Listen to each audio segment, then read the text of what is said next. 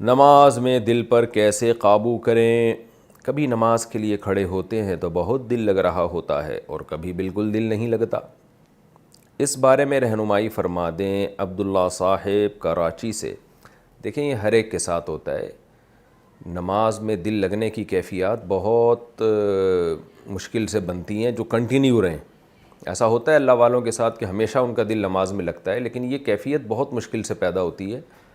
یعنی اس کے لیے آپ کی توجہ ایک طرف مرتکز ہونی چاہیے، آپ کا بہت گہرا اللہ سے تعلق ہونا چاہیے۔ تو اس لیے ہم اللہ کے غلام ہیں، ہمیں وہ کام کرنا ہے جس کا اللہ نے حکم دیا۔ اللہ نے ہمیں نماز کا حکم دیا اور حکم یہ دیا دل لگانے کی کوشش کرو، تو ہم نے دل لگانے کی کوشش کرنی ہے، بس ہماری ذمہ داری پوری ہو گئی۔ دل لگانے کی کوشش یہ ہمارے اختیار میں ہے، دل کا لگانا ہمارے اختیار میں نہیں ہے، کیونکہ دل جو ہے نا یہ ادھر ادھر گھومتا ہے انسان کا، یہ نیچرل ہے۔ تو اس لیے آپ اس کی فکر نہ کیا کریں کہ دل لگ رہا ہے یا نہیں لگ رہا، آپ نے اپنی ذمہ داری پوری کرنی ہے، اللہ نماز انشاءاللہ قبول کر لے گا۔ کبھی دل لگ جائے تو اللہ کا شکر ادا کریں، کیونکہ اس سے نماز میں لطف آتا ہے انسان کو اور اللہ کا بڑا قرب ملتا ہے اس سے۔ اور اگر دل نہ لگے تو یہ سوچا کریں کہ اب نماز کا ثواب ڈبل مل رہا ہے، کیونکہ جب عبادت میں مشقت ہوتی ہے نا، کسی کام میں لطف نہیں آتا تو اس کا ثواب اللہ بڑھا دیتے ہیں، اجرت بڑھا دیتے ہیں۔ وہ اگرچہ وہ کیفیات تو نہیں بنتی، لیکن ثواب اللہ ڈبل کر دیں گے۔ تو اس لیے یہ جو لوگ ان چکروں میں پڑ جاتے ہیں نا، دل کیوں نہیں لگ رہا، مزہ کیوں نہیں آ رہا، اس سے کیا ہوتا ہے کہ وہ عمل سے رہ جاتے ہیں۔ تو عمل کو فوکس کریں۔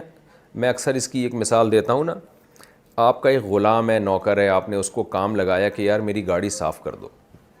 کبھی کبھار تو ایسا ہوتا ہے اس نوکر کو بڑا مزہ آ رہا ہوتا ہے، یار صاحب جو ہے نا بڑا خوش ہو جائیں گے، آج میں گاڑی ایسی چمکاتا ہوں، ہٹو بچوں قسم کی گاڑی چمکاتا ہوں میں۔ گھنٹہ لگائے گا، رگڑے لگائے گا گاڑی پہ اور خوب پالش کرے گا اور بڑا مزہ آ رہا ہوگا، اس کو گنگنا بھی رہا ہوگا گاڑی صاف کرتے ہوئے۔ دیکھا ہوتا ہے نا آپ لوگوں نے، بعض ملازمین کام کر رہے ہوتے ہیں، بڑی مستی میں ہوتے ہیں، گنگنا رہے ہوتے ہیں وہ تو۔ اور کبھی ایسا ہوگا اس کی طبیعت مائل نہیں ہوگی، بس کر رہا ہوگا، جوش نہیں ہوگا اس میں۔ اب کیا ہے کہ ایک دن آپ نے اس کو کام کا کہا، اس نے آدھا کام کیا اور چھوڑ چھاڑ کے بیٹھ گیا۔ آپ کو دفتر جانا تھا، آپ نے کہا یار میری گاڑی تو گندی ہو رہی ہے، تو نے صاف کیوں نہیں کی؟ وہ کہہ رہا ہے آج مجھے گاڑی صاف کرنے میں وہ لطف نہیں آ رہا تھا جو ہفتے والے دن آ رہا تھا، آج مجھے وہ میری فیلنگز نہیں بن رہی تھی۔ آپ کہو گے بھائی فیلنگ گئی تیل لینے، تو کم بخت مجھے آفس جانا ہے، تو میری گاڑی صاف کر جلدی سے۔ یہ فیلنگ ویلنگ جو ہے نا، یہ میرا ہیڈک نہیں ہے، یہ تیرا ہیڈک ہے، جو کام تیرے ذمہ لگایا وہ کر تو جیسے نوکر یہ کہہ کے کام چھوڑ دے کہ میری فیلنگز ہی نہیں بن رہی ہیں، تو اس کا مالک اس کو معاف نہیں کرتا، وہ کہتا ہے تیری فیلنگز یہ تو رکھ، میں نے جو کام لگایا نا تو اس کو فوکس کر۔ تو اسی طرح بھائی ہم بھی اللہ کے بندے ہیں، اللہ کے غلام ہیں، اللہ نے جو کام ہمارے ذمہ لگایا ہے ہم اس کو فوکس کریں۔ نماز اللہ نے ہمارے ذمہ لگائی ہے، فیلنگز پیدا ہوں یا نہ ہو، دل لگے نہ لگے، تو ہم نے وہ پڑھنی ہے۔ تو کبھی ہو جائے فیلنگز تو اللہ کا شکر ادا کریں کہ اچھا ایک لطف آ رہا ہے نماز میں، ایک مزہ آ رہا ہے عبادت میں، تلاوت میں۔ نہیں ہو رہی بھائی، ہم تو بندے ہیں، ہم تو غلام ہیں، ہم نے کام پورا کرنا ہے۔ تو یہ بڑا مسئلہ ہے آج کل نا لوگوں کے ساتھ کہ دل نہیں لگ رہا، مزہ نہیں آ رہا، یوں نہیں ہو رہا، ایسے نہیں ہو رہا، ان چیزوں میں لگ جاتے ہیں۔ شیطان پہلے انسان کو عمل سے روکتا ہے، پھر جب انسان عمل کرنے لگتا ہے تو وسوسوں میں ڈال دیتا ہے اس کو۔ یہ شیطان کا حربہ ہوتا ہے، تو اس سے بچنا چاہیے۔ آپ کام کریں، دل لگانے کی کوشش کریں، لگ جائے ٹھیک ہے، نہیں لگے تو بھی ٹھیک ہے۔ انڈیا سے کسی نے پوچھا ہے، میں خود سے وضو، غسل، تیمم وغیرہ نہیں کر سکتا اور گھر میں دوسروں کے لیے مجھے وضو وغیرہ کرانا بہت مشکل ہو رہا ہے۔ وہ کہتے ہیں کہ تو بغیر وضو، غسل، تیمم کے نماز پڑھ لے، تو میں کیا کروں؟ کیا میں بغیر وضو طہارت کے نماز پڑھ سکتا ہوں؟ اور وہ یہ بھی کہتے ہیں کہ جس طرف تیرا منہ ہے اسی طرف منہ کر کے پڑھ لے۔ بڑے ہی بدتمیز قسم کے ریلیٹیو لگ رہے ہیں مجھے آپ کے، اگر آپ سچ کہہ رہے ہیں تو۔ اپنے ریلیٹیو، اپنے خونی رشتوں کو بیماری میں ایسے لاوارث نہیں چھوڑنا چاہیے، یہ بہت سخت گناہ کا ذریعہ ہے، یہ قطع رحمی میں آتا ہے۔ اگر کوئی پیشنٹ ایسا ہے کہ بیچارے سے وضو نہیں ہو رہا، تو اس کے بھائی، بہن، والد، والدہ یا اس کے کوئی بھی ریلیٹیو ہیں، جتنے قریب ترین رشتہ دار ہوں گے ان کا حق زیادہ ہوگا۔ بھائی نہیں ہے تو کزن آ جاتے ہیں پھر، تو ان پر یہ شرعاً لازم ہے کہ وہ ایسے پیشنٹ کی خدمت کریں، بے یار و مددگار نہ چھوڑ دیں اس کو اگر واش روم میں استنجا کی ضرورت ہے تو وہ کوئی اس کا قریبی محرم اس کا استنجا کرائے اس کو۔ لوگ پیشنٹ کے ساتھ کیا کرتے ہیں 24 گھنٹے تک کے لیے پیمپر پہنا دیتے ہیں اس کو. آج ہماری سوسائٹی بس اخلاق نام کے رہ گئے ہیں, باقی سارا وہی کلچر آ رہا ہے جو گوروں کا ہے. وہاں پھر بھی ہسپتالوں میں نرس کیئر کر لیتی ہے, یہاں تو نرسیں بھی نہیں ہیں. تو شریعت نے نرسوں کو نہیں, شریعت نے قریبی رشتہ داروں پر واجب کیا ہے کہ آپ اس کی کیئر کرو گے, آپ اس کا خیال کرو گے. ہاں کسی کے پاس کوئی بہت ہی مصروف ہے کمانے میں, اس کو قحط کا خطرہ ہے, تو پھر ٹھیک ہے کوئی ملازم رکھا جا سکتا ہے, تو مجبوری کے حکام الگ ہوتے ہیں. نارملی تو یہ قریبی رشتوں پر لازم ہوتا ہے. آپ کے والد بیمار ہو گئے, آپ کی والدہ بیمار ہو گئی, تو اولاد پر لازم ہے کہ وہ ان کی کیئر کرے, تو ان کی صفائی کا خیال کرے, طہارت کا خیال کرے. تو اس لیے آپ کے قریبی رشتہ داروں پر شرعاً یہ لازم ہے کہ وہ آپ کی طہارت اور صفائی کا خیال کریں. ہاں یہ ضرور ہے کہ نماز کے وقت میں آپ کو وہ وضو کرائیں اور 2 نمازیں اکٹھی پڑھا دیں. 2 نمازیں اکٹھی کا کیا مطلب ہے؟ جیسے فرض کریں دوپہر 4:30 بجے ظہر کا وقت ختم ہو رہا ہے اور عصر کا شروع ہو رہا ہے, تو وہ ایسے کرا دیں کہ آپ کو بالکل آخری ٹائم پہ وضو کرائیں اور چارپائی آپ کی موڑ دیں قبلے کی طرف. آپ اس میں کیا کریں گے بھائی, 4:30 سے تھوڑی دیر پہلے آپ نے عصر پڑھ لی اور 1-2 منٹ کے بعد ظہر پڑھ لی, اور 1-2 منٹ کے بعد آپ عصر کا وقت شروع ہوا تو عصر پڑھ لیا آپ نے. تو نبی صلی اللہ علیہ وسلم نے اسی طرح معذور کو حکم دیا اور فرمایا کہ اس طریقے سے تم تجمعین بین الصلاتین, کہ اس طرح سے تم نمازوں کو جمع کر لو گے.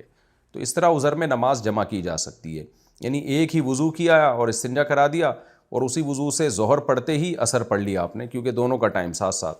مغرب عشاء میں بھی ایسے ہی کر لیں, مغرب کو ڈیلے کریں عشاء کے وقت کے قریب تک, وضو کر کے 3 فرض پڑھے مغرب کے, اور تھوڑی دیر میں عشاء کا وقت داخل ہوا تو فوراً عشاء بھی پڑھ لی اور وتر بھی پڑھ لی اسی کے ساتھ. سنتیں چھوڑ دیں آپ ایسی مجبوری میں. تو اس طرح سے گھر والوں کو کیا ہوگا, 3 ٹائم آپ کی طہارت کا خیال کرنا پڑے گا, فجر میں اور ظہر عصر ملا کے اور مغرب عشاء اس طرح سے ملا کے. تو اتنا تو ہے نا گھر والوں پر لازم ہے کہ وہ خدمت کریں. نہیں کر سکتے تو کسی کو ملازم کے طور پر رکھیں خدمت کرنے کے لیے, تو وضو کرائیں آپ کو. تو جب تک کوئی گھر والے آپ کو وضو کرا سکتے ہیں, استنجا کرا سکتے ہیں, جو یہ آپ کے محرم ہو, تو پھر آپ پر یہ سب چیزیں لازم ہیں. اگر یہ پاسبل ہی نہیں ہے آپ کے لیے, کوئی کم بخت لفٹ ہی نہیں کرا رہا اور آخرت سے ڈرتا ہی نہیں ہے, تو پھر آپ تیمم کر لیں. تیمم کا طریقہ پھر یہ ہے کہ وہ کوئی کرائے نہیں آپ کو, بلکہ مٹی لا کے رکھ دیں, ایک تسلے میں مٹی رکھ دیں, اس میں کیا جاتا ہے, بار بار اسی پہ ہاتھ مار کے تیمم کریں. تیمم بہت آسان ہے, یوں کر کے ہاتھ مارا آپ نے, دل میں نیت ہو تیمم کی. غسل فرض ہے تو غسل کی نیت ہو, ایسے ہاتھ مارا آپ نے, ایک دفعہ پورا ہاتھ یوں پھر لیا, پھر دوبارہ ہاتھ مارا کوہنیوں تک, ایسے جو ہے نا, یعنی لیفٹ ہینڈ سے پوری کوہنیاں سمیت پورا ہاتھ مسل لیا اور دائیں ہاتھ سے لیفٹ ہینڈ آپ نے اچھی طرح مسل لیا, تو ہو گیا تیمم. غسل کا بھی یہی ہے, وضو کا بھی یہی ہے, بس نیت کا فرق ہے. تیمم میں وضو میں نیت وضو کی کر لیں اور غسل میں نیت غسل کی کر لیں. تو اور ناپاکی دور کرنا ممکن ہو تو کر لیں, نہیں کرنا ممکن ہو تو پھر مجبوری ہے, جتنا کپڑے سے صاف کر سکتے ہیں اس طرح سے کر لیں. تو اس طرح سے نماز پڑھیں آپ. اور اگر کوئی کم بخت ایسا ہے کہ جو مٹی بھی لا کے رکھنے کے لیے تیار نہیں ہے, آپ کے پاس کوئی گرد و غبار بھی نہیں ہے, تو پھر نماز جو ہے نا وضو اور تیمم کے بغیر نہیں ہوتی. وضو ہے, پانی نہیں ہے یا پانی پر قدرت ہی نہیں ہے تو پھر تیمم ہے, وہ بھی نہیں ہے تو پھر ایسے نماز نہیں ہوتی. تو پھر کیا کرنا ہے, پھر علماء کا اس میں بڑا اختلاف ہے. راجح بات یہی ہے کہ پھر نماز جیسی آپ صورت بنا لیں, یعنی نہ آپ کو وضو کا پانی مل رہا ہے, نہ مٹی مل رہی ہے, یا پتھر بھی نہیں ہے, پتھر پہ بھی تیمم جائز ہے, کچھ بھی نہیں ہے ایسی کوئی چیز, تو پھر مجبوری یہ ہے کہ پھر آپ ظہر اور عصر کے وقت نا بس آپ شکل بنا لیں جیسے نماز پڑھ رہے ہیں. یہ بالکل ایسے ہی ہے جیسے حج میں جو پہلے سے گنجے ہوتے ہیں, قدرتی گنجے ہیں, یا ایک دفعہ ٹنڈ کرا چکے ہیں, تو اب حلق کرنا سنت ہے نا, تو اب حلق تو وہ ہو نہیں سکتا کیونکہ پہلے سے حلق شدہ ہیں, تو پھر اس حلق والوں کی نقل اتارنا واجب ہوتا ہے ان کے اوپر, یعنی خالی سر پہ اس طرح چلا لیں گے تو بھی احرام سے باہر نکل جائیں گے. تو یہاں سے فقہا نے قیاس کیا ہے کہ جس کے پاس نہ وضو کا پانی ہے, نہ مٹی ہے, کوئی پتھر بھی نہیں ہے جس پہ تیمم کر سکے, جس کو فاقد الطہورین کہا جاتا ہے, فاقد الطہورین, تو ایسا شخص پھر نماز تو نہیں پڑھے گا کیونکہ نماز تو طہارت کے بغیر ہوتی نہیں ہے, تو لیکن نمازیوں جیسی صورت بنا لے گا وہ. تو آپ نے کیا کرنا ہے کہ ظہر میں 4 رکعتوں کی بس صورت بنا کے نا, صورت کا مطلب صرف اشارے سے آپ نے نیت نہیں کرنی ہے نماز کی, قیام اور رکوع میں تھوڑا جھک جائیں, سجدے میں تھوڑا زیادہ جھک جائیں, اس طرح سے بس 4 رکعتیں مکمل کر لیں آپ. اور جیسے ہی آپ کو پانی میسر ہو جائے یا تیمم ہو جائے تو پھر یہ نماز قضا کر لیں آپ.